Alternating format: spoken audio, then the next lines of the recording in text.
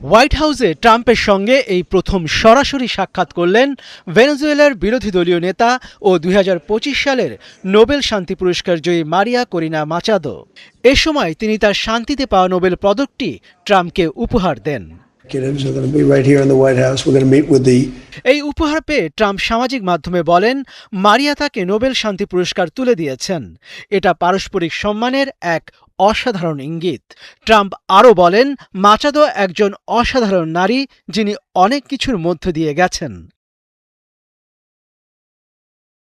বৈঠকের পর Machado Capitol ভবনের বাইরে সাংবাদিকদের বলেন, ট্রাম্পের প্রতি ভেনেজুয়েলার জনগণের বিশ্বাস ও কৃতজ্ঞতা থেকেই তিনি এই বিপুল সম্মানসূচক উপহার দিয়েছেন।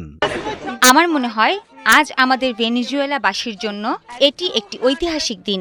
আমাদের স্বাধীনতার প্রতি তার অনন্য অঙ্গীকারের স্বীকৃতি এটি।